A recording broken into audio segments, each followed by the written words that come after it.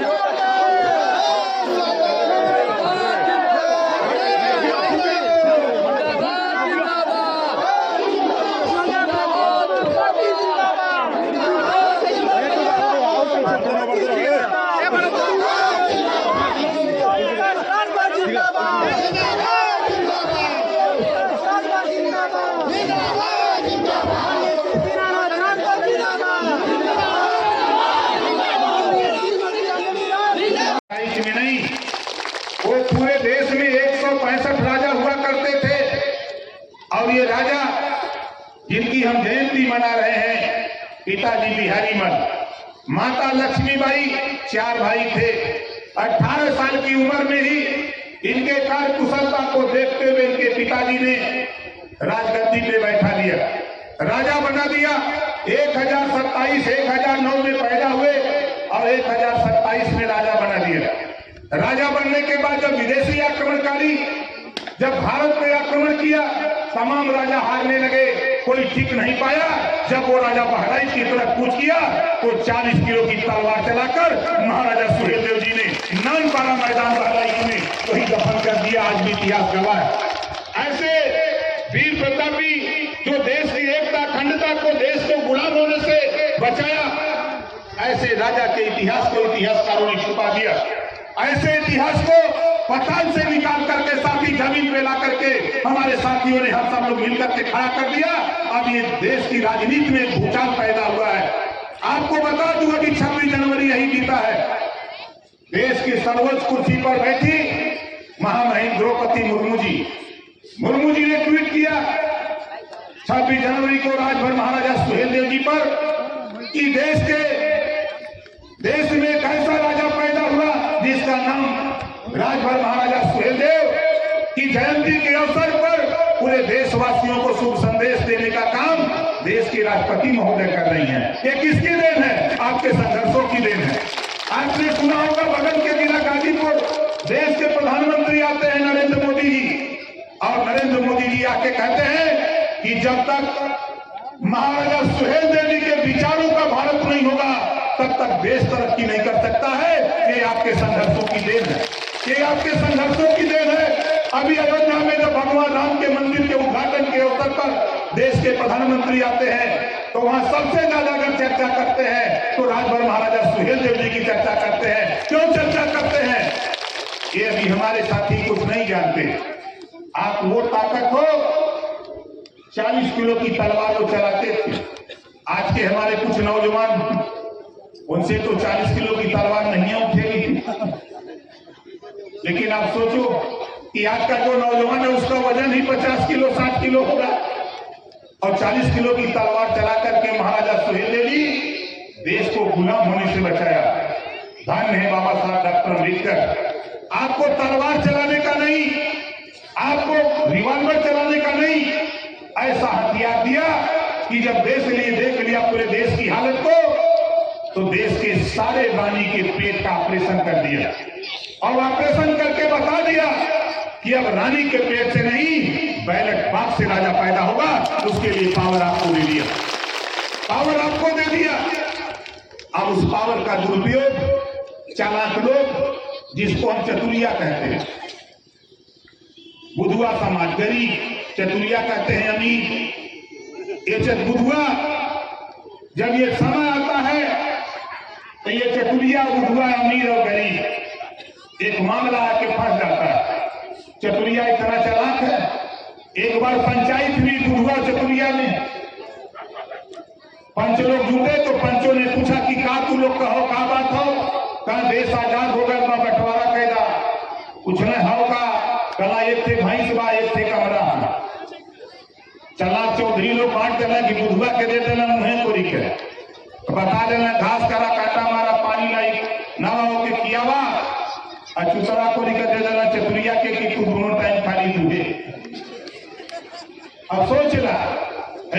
का फैसला करने की दिन भर ले रहे बुधुआ और संजा हुई तो दे रही चतुरिया के जाड़ा ओढ़ के जाड़ा काटी 26 हम लोग भी तय कर ली 27 अक्टूबर 2002 के पंचायत किया। चतुरिया बुधुआ को जुटाया, चंदन चौधरी लोग जुटे। हमने कहा कि भाई देखा, अगर भैंस 5 लीटर दूध देत हो तो 2.5 लीटर दूध बुधुआ के दिन मिला के चाहिए कि ना चाहिए। ये बात जब हम कहली तो चतुरिया का तो हम न क्या कर दे, हम कहली चल हम घूमते हिला क्या कर बताई। जब ये टाइम आवे तो चुनाव का ये चतुरिया बल्टी लेके जब भैंस पे नवावे घूमे, जब भैंसी का छिमी पकड़ के जब भैंस पे नवावे लगे, भैया उठावा छड़ी 2 हाथे वाला डंडा और भैंसिया के मुंह पर तब तक मारत रहा जब तक भैंसिया छटक न जाए। चतुरिया पूछे चाहे मारत हुए, उसे कहता कि मुंह को नहीं हमार हो, हमारी चाहे गरियाई, तो उसे मतलब जब मुंह को नहीं हमारे नहीं बटले हुए ना, अब कहे पी रहा था कमरवा दिन भर ले रहा। संजा हो कहन पाई पनहरी में पोखरी में 4 बजे भेजा, तो बढ़िया से भेदा तो चपूदा। अजब चतुरिया का भैया कमरवा तो कर अकेले न जाए यूं मिलाया पूछी का बात है, कदा गंदा होगा लोग कचा दे ले। यही वजह हम घूमत आजादी के 75 साल बीत गए। आज साथी शिक्षा के सवाल में 2 तरह की शिक्षा हम महाराजा सुहेल देव जी के वंशज हैं। जब तक एक समान शिक्षा अमीर और गरीब की शिक्षा एक नहीं कर देंगे तब तक हम चैन से बैठने वाले नहीं। हम देश में चाहते हैं कापी किताब फीस दवाई भोजन वजीफा कपड़ा जूता मोजा टाई बैग साइकिल फ्री में दिलाकर बिना पैसा में पढ़ाने का कानून हम देश में लागू करने के लिए महाराजा सुहेल देव जी के सपनों को साकार करने के लिए हम लोग घूम रहे। और एक कानून और जिस दिन सत्ता में गया, पावर अपने पास आया, एक कानून तो बनाऊंगा, जो माँ बाप अपने बेटा बेटी को स्कूल नहीं भेजेगा ऐसे माँ बाप को जेल भेजने का भी कानून बनाऊंगा। बोला सही नहीं कि सही नहीं? कितना मैंने चाहता कि कानून बन जाए, तैयार रहा है, हम मानव ना। इस नाते शिक्षा शेरनी के दूध के समान होता है। शिक्षा शेरनी के दूध के समान होता है। जो शिक्षा रूपी दूध को पी लेता है वह शेर की तरह दहाड़ता है, जो नहीं पी पाता है वो जानवर की तरह दर ठोकर खाता है। इस नाते साथियों शिक्षा के सवाल पे कोई समझौता नहीं, शिक्षा के सवाल पे कोई समझौता नहीं। आपने देखा 18 महीना में यूपी में मिनिस्टर था, यूपी में कानून बनवा दिया। प्रकाश राजभर उत्तर प्रदेश में देने का काम करता है। 10 करोड़ 12 लाख रुपया लगभग मैं दे चुका। आप बताओ, आप भी वोट देते हो? किसी को किसी विधायक ने सांसद ने आपको 5,000 रुपया दवाई के लिए दिया? बोलो किसी को दिया? नहीं दिया। एक कानून बनाने के फिराक में हूं देश में। कोई भी गरीब किसी जाति धर्म का हो, बीमार होता है, इलाज कराना हो, ऑपरेशन कराना हो, जितना रुपया लगे उतना रुपया सरकार दे और गरीब का इलाज फ्री में होना चाहिए। ये कानून पूरे देश में बनना चाहिए ताकि गरीबों का भी कल्याण हो सके। और आज यहाँ जितने लोग आप लोग आए हो, ईमानदारी से बताओ कितने लोग बिजली के बिल से परेशान हो, जरा हाथ उठाओ। देख लो भैया, रंजीत जी सामने आवा थे तो देख ले, क्योंकि हाथ उठावा था। जोर कर दे देखे परेशान में हाथ उठावा। परेशान है ना? ये बीमारी बा, ये बीमारी के ठीक करे बदे आपका जरूरत बा। जरूरत ये नाते बा कि ये देश में जब आप दाल खरीदते हो, साबुन कपड़ा कोई सामान आप खरीदते हो, उस पर टैक्स लगता है और वो टैक्स का पैसा रिजर्व बैंक ऑफ इंडिया में जमा होता है। और उस रुपया से देश का उद्योगपति अमीर लोन लेता है, कर्जा लेता है सरकार से, और कर्जा लेकर के वो फैक्ट्री लगाता है, कारोबार करता है। जब वो नहीं दे पाता है तो सरकारें कहती है डिफाल्टर हो गया, ये पैसा नहीं दे सकता, उसको डिफाल्टर घोषित करके अमीरों का कर्जा माफ करती है सरकारें। ओम प्रकाश राजभर कहता है, महाराजा सुहेल देव जी का वंशज बोलता है, एक घरेलू बिजली का बिल जो गरीब नहीं दे सकता, जो किसान खाद बीज पानी के लिए लोन लिया नहीं दे सकता, उनको भी डिफाल्टर घोषित करके उनका भी कर्जा माफ करने का काम सरकार करे। नहीं तो ओम प्रकाश राजभर, अभी तो हम आपके इलाके में थे, लेकिन धन्य है उदय राजभर जी, अंजलि जी, कल परसों में पूर्णिया में था। करीब जितने लोग यहाँ जुटे हो, इससे ज्यादा लोग कल परसों पूर्णिया में थे। कल मैं था बनारस, आज आपके यहाँ हूं, अभी फिर जाऊंगा गाजीपुर। आज आपके आशीर्वाद से, आपका आंदोलन, हमारे नौजवान, हमारे कुछ साथी कह रहे थे 15 तारीख को नेता नहीं आए, हम आपके लिए लड़ रहे हैं। आप पता करो, यही बगल में सासाराम का कार्यक्रम चेंज करके 26 को कर दिया, वही पूर्णिया का कार्यक्रम चेंज करके हम लोग 16 को कर दिए। कार्यक्रम चेंज होते रहते, उसे घबराना नहीं चाहिए साथियों। ये लड़ाई है, इस लड़ाई में ओम प्रकाश राजभर किसके लिए लड़ रहा है? मुझे तो खुशी है नौजवान कि कम से कम गुस्सा आपको चढ़ा। ये लक्षण है कि आपने, ये राजा के लक्षण पर लक्षित हो रहे हैं कि आने वाले दिनों में इस लड़ाई को हम मंजिल तक पहुंचाने के लिए, हम किसी भी हद तक जाने के लिए तैयार हैं। हमको धन्यवाद देते हैं, और आप लोगों ने थोड़ी सी मेहनत किया, और देश की तो छोड़ दीजिए, बिहार की राजनीति में इधर से हमारे तमाम साथी पटना गए थे, गांधी मैदान गए थे ना। बिहार की राजनीति में आपने भूचाल पैदा कर दिया।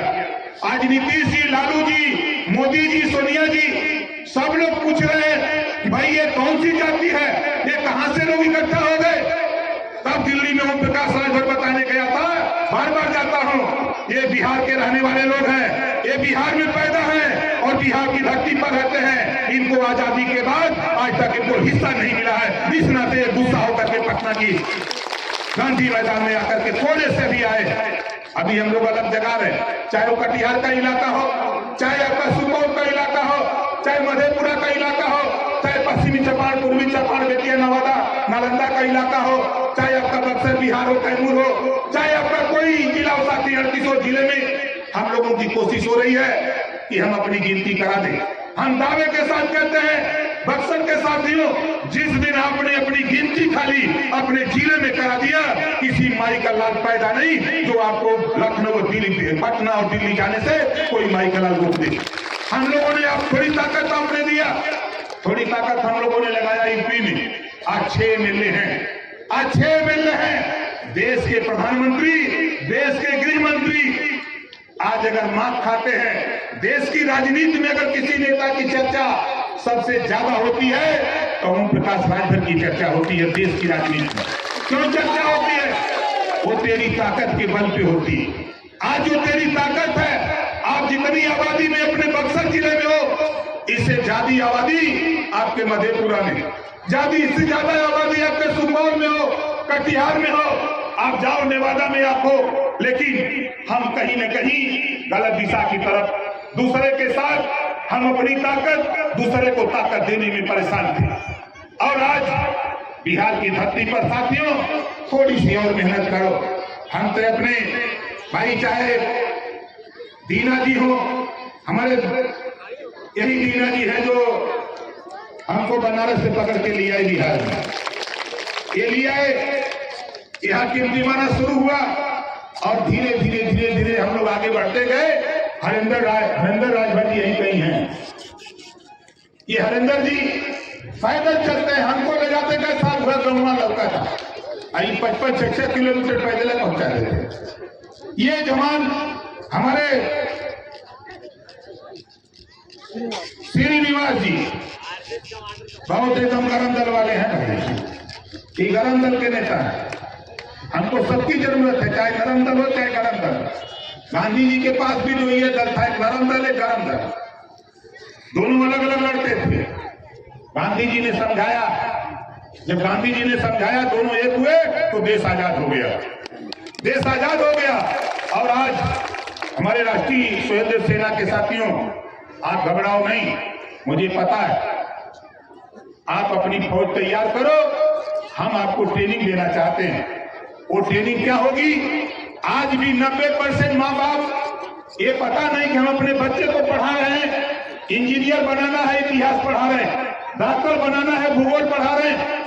हम बच्चे को कहां पहुंचाना चाहते हैं, हमको खुद ज्ञान नहीं, बच्चों को भी ज्ञान नहीं है। ये बहुत सी चीजें हैं, इनको हम जानकारी देने के लिए हमारे पास तमाम हम लोगों ने फौज बना रखी है इस बात को आगे बढ़ाने के लिए। आज जब हम लोग बिहार की धरती पर जब गांधी मैदान पटना आए तो मैंने कहा था, मुझे नहीं कहना चाहिए, वो बात रिपीट नहीं करना चाहिए, ललकारा था नीतीश जी को और बिहार में जातिवाद जनगणना शुरू हो गई। बोलो शुरू हो गई ना, गिनती होने जा रही है। जिस दिन गिनती हो गई उस दिन तेरा हिस्सा नीतीश और लालू, मोदी और सोनिया को देना पड़ेगा, ये ओम प्रकाश राजभर कह रहा है।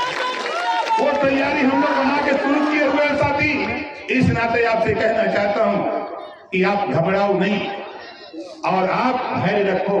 ये लड़ाई लंबी लड़ाई है, ये लड़ाई बड़ी लंबी है। इस लड़ाई में हमारे कुछ साथी, हमको तो याद है इटवा के शेषनाथ राजभर, इटवा वाले नेता अभी दिखाई, जोरदार ताली बजा करके साथी का स्वागत करिए। जब इस इलाके में मैं आया था बड़ा बढ़िया गीत भी गाते थे शेषनाथ जी, हमको बराबर याद आता है। इटवा के शेषनाथ जी बहुत शुरुआती दौर में साथ में काम किए, हमारे तमाम साथी आंदोलन में काम किए। मैं आपसे सिर्फ इतना कहूंगा साथी, किसी की हिम्मत नहीं है। आज के तारीख में बहुत से लोग सवाल करते हैं कि ओम प्रकाश राजभर ने क्या दिया। आज दुनिया की समाचार agency British broadcasting corporation of London, जिसको आप BBC लंदन कहते हो, जब BBC लंदन से समाचार प्रकाशित होता है तो BBC लंदन का संवाददाता बोलता है कि राजभर महाराजा सुहेलदेव जी का वंशज ओम प्रकाश राजभर भारत के बड़े प्रदेश उत्तर प्रदेश से लेके बिहार से लेके बंगाल से लेके उत्तराखंड, छत्तीसगढ़, झारखंड, पूरे देश में आतंक मचाया हुआ है। पूरे राजनीति का एक केंद्र बिंदु बनकर के उभर रहा है ओम प्रकाश राजभर महाराजा सुहेलदेव जी का वंशज। ये BBC लंदन से प्रसारित हो रहा है। और आप बताओ, कोई टीवी, कोई अखबार, कोई मैगजीन, सोशल मीडिया बिना राजभर जी के कोई सुंदर लग रहा है? नहीं। आप सोशल मीडिया अगर मोबाइल अपना खोलो और गूगल बाबा से खाली पूछो, खाली पूछना पूछो, खाली पूछो कि राजभर जी, देखो ये कम से कम नहीं कुछ तो सैकड़ों राजभर का इतिहास दे देगा। कल तक तुझे नहीं जानता था गूगल बाबा, लेकिन आज आपके आंदोलन, आपके संघर्षों के बदौलत गूगल बाबा वो जो दुनिया की खबर रखता है, वो दुनिया की खबर रखने वाला तेरी भी खबर रखने लगा। ये आपकी उपलब्धि है साथी, ये आपकी संघर्षों की देन है कि आज टीवी पर जब आता है, जब डिबेट होता है तो बिना राजभर जी के डिबेट सफल नहीं होता है। कोई डिबेट टीवी पे देखो, वहां जरूर राजभर जी की चर्चा हो रही। आज हमारा आपका एक ही मकसद, हम आपसे बार बार यही कह रहा हूं, हम अपने नेताओं से भी कहूंगा कि हमारे तमाम साथी नेता हैं, हमारे जिला अध्यक्ष भाई